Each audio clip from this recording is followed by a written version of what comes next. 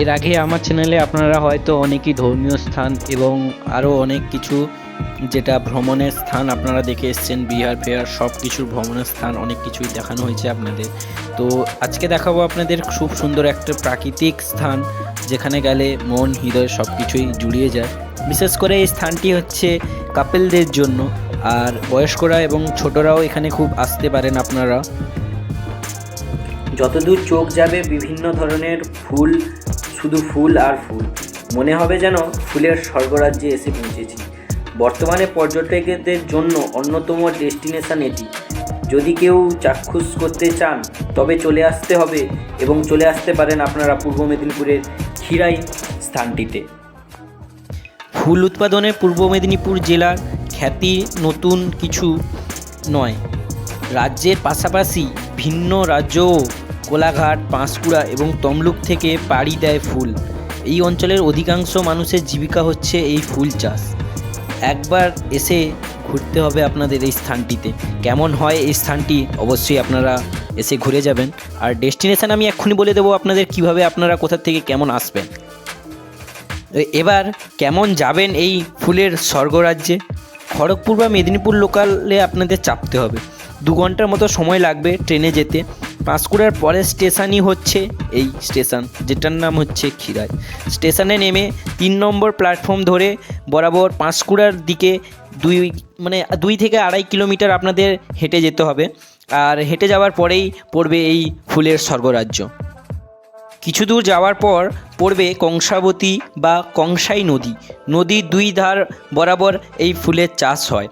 এছাড়া খিরাই স্টেশনে নামবার পর টোটো পাওয়া যায়, যে খিরাই ফুলের বাগান অবধি নিয়ে যাওয়ার জন্য। তো আপনাদের হাইয়েস্ট ভাড়া হয়তো 20 টাকা করে নেবে ওরা, কাছাকাছি। তো আপনারা হেঁটেই যাওয়ার চেষ্টা করবেন, যেটা আপনাদের সেফ হবে। এবং কংসাবতী ব্রিজ বা কংসাই ব্রিজের পর পার হওয়ার পর শুধু হবে ফুল আর ফুল, ঠিক আছে? আগে এই স্থানটি এতটা বিশেষভাবে পর্যটকদের কাছে নাম খ্যাত করেনি। তো এখন বর্তমান সময়ে যেটা ট্রেন্ডিংয়ে চলছে, খুব বিশেষ ট্রেন্ডিংয়েই চলছে এই খিরাই, যেটা ফুলের স্বর্গরাজ্য। তো এখানকার যারা জীবিকা বা এই ফুল চাষ করে এনারা খুবই আনন্দিত। এখানে এত পর্যটক আসার জন্য ওদের কিছু কেনাকাটাও হচ্ছে, ওরা বিক্রিভাট্টাও ওনাদের হচ্ছে। তো দেখতেই পাচ্ছেন এখানে রাস্তার সাইডে কত রকমের ফুলের দোকান বসেছে। আর বিশেষ করে এই স্থানগুলিতে কাপিলদের আপনারা নিয়ে যাওয়ার চেষ্টা করবেন। তো আমরা এখন এই গাড়িতেও যাওয়ার কেমন প্রচেষ্টা ওটাও একবার দেখে নিলাম।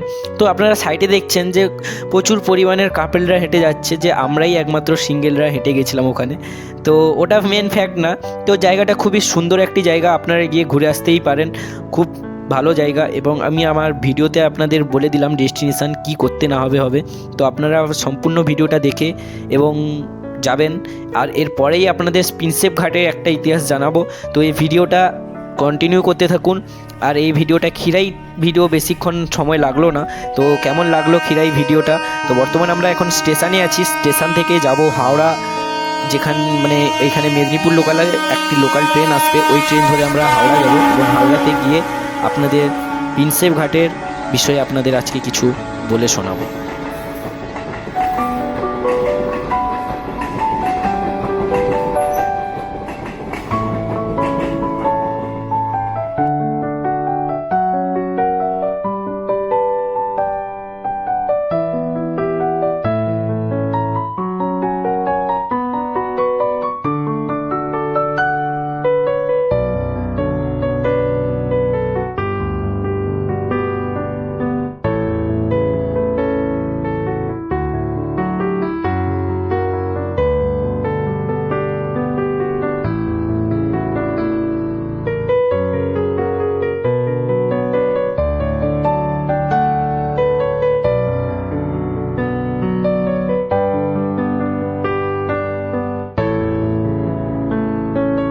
এটা হচ্ছে কংসাবতী নদী বা কংসাই নদী।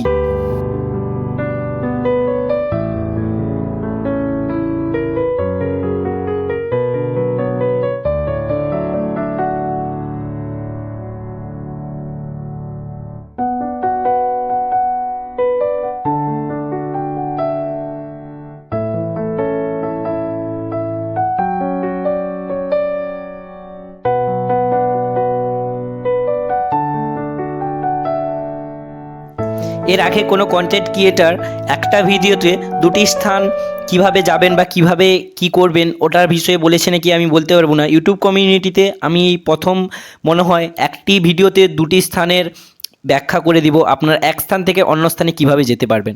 তো চলুন আজকে আরও একটি স্থান শুরু করি, যেটা হচ্ছে প্রিন্সেপ ঘাট ডেস্টিনেশন।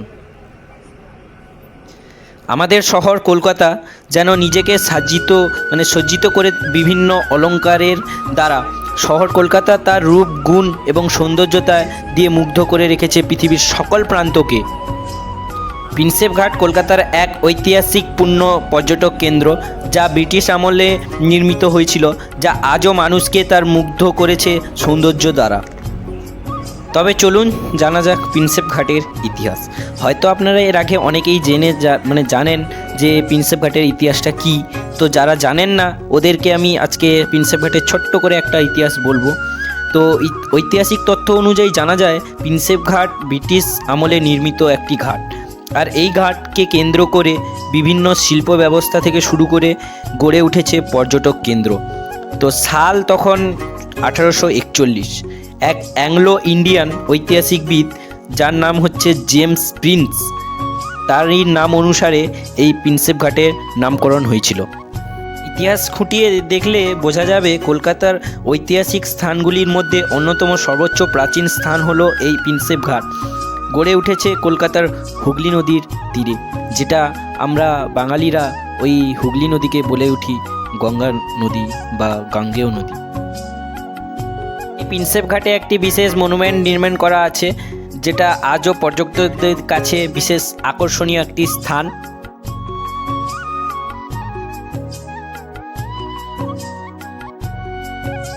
খিরাইয়ের মতো প্রিন্সেপ ঘাটও এখন একটি কাপলদের জন্য স্থান হয়ে গেছে।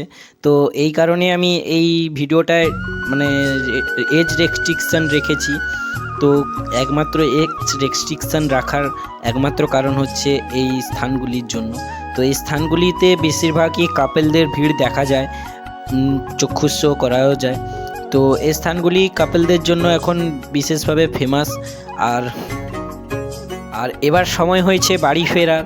তো বাড়ি ফেরার ভিডিও আপনারা দেখতেই পাচ্ছেন। আবার পুনরায় লঞ্চ ঘাটে এসে লঞ্চ ঘাটের টিকিট করিয়ে এপাশ থেকে হাওড়া স্টেশনের সামনে লঞ্চে আমরা ব্যাক করছি, আর আবার পুনরায় এসে একই লঞ্চে চড়ে আমরা হাওড়ার ওপাশটায় যাচ্ছি। ওখান থেকে আবার লোকাল ধরে ওখান থেকে পাঁশকুড়া, এবং পাঁশকুড়া থেকে আবার পুনরায় আমাদের ডেস্টিনেশন বাড়ি। তো আমাদের এই বাড়ি যাওয়ার পথে আরও কিছু ছোট ক্লিপ, যেটা সিনেমেটিক আপনাদের সঙ্গে শেয়ার করছি। ওই ভিডিওগুলোর আপনারা মজা নিন। আর এতদূর যে এসেছেন ভিডিওটা দেখে, তো অসংখ্য ধন্যবাদ আপনাকে। আর এই ভিডিওটা প্রচুরভাবে শেয়ার করুন, লাইক কমেন্ট শেয়ার করতে কেউ ভুলবেন না। আর যারা সাবস্ক্রাইব করছেন না, চ্যানেলে হয়তো প্রথম এসেছেন, অবশ্যই সাবস্ক্রাইব করুন। আপনাদের জন্য আমি দেশের বিভিন্ন প্রান্তের ভিডিও নিয়ে আসবো। তো এখন এই 24-এ মিনিমাম 2-3টে স্থান আপনাদের প্লেস ভিজিট করিয়ে আপনাদের এই 6 ইঞ্চি স্ক্রিনে তুলে ধরবো। আর 2025 থেকে স্টার্ট হবে আসল জার্নি, যেটা আপনাদের খুবই ভালো এবং উন্নত স্থানগুলি আপনাদের সামনে তুলে ধরবো, এবং কিভাবে ওইখানে যাবেন, কি করবেন না করবেন ওর ব্যাপারে আমি সমস্ত কিছু ডিটেলসের সঙ্গে আপনাদের সঙ্গে শেয়ার করব। আর আপনাদের ওয়াচ টাইম বলতে গেলে কি বলবো, আর আপনারা ইউটিউবের ভিডিও দেখছেন কিন্তু লাইক করছেন না বা শেয়ার করছেন না বা ওয়াচ টাইম কমপ্লিট হচ্ছে না, কেন না আপনারা পুরো ভিডিওটা দেখছেন না, 1 মিনিট অবধিও আমার ভিডিও দেখছেন না। তো ওটা হয়তো আমারই কমতি, যেটা আমি ভিডিওতে কিছু করতে পারছি না বা অন্য কিছু তুলে ধরতে পারছি না আপনাদের জন্য। তো আমি চেষ্টা করব অবশ্যই, আপনারা কমেন্ট সেকশনে লিখুন যে আপনাদের কি পছন্দ, আমি ওইভাবে ভিডিওটাকে তুলে ধরার চেষ্টা করব আপনাদের সামনে। তো আপনারা যদি কেউ লিখতে চান কমেন্ট সেকশনে, আমাকে অবশ্যই কমেন্ট সেকশনে জানাবেন, আমি অবশ্যই চেষ্টা করব আপনাদের ওইভাবে ভিডিও দেওয়ার। আজকের ভিডিও এতটাই, আবার দেখা হবে আপনাদের সঙ্গে কোনো নতুন ভিডিও নিয়ে বা কোনো নতুন স্থান নিয়ে।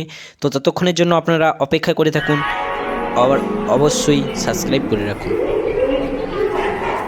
ফাইনালি হাওড়া স্টেশনের ভেতরে পৌঁছে গেছি, আর এখন সময় হচ্ছে 3:50, আর 4টের সময় আমাদের ওই লোকাল ট্রেন ছাড়ার কথা আছে, যেটা মেদিনীপুর ফার্স্ট লোকাল। অনেকগুলো স্টপেজ উনি দেবেন না, ওই ট্রেনটা সব ভেতরে 13 আছে।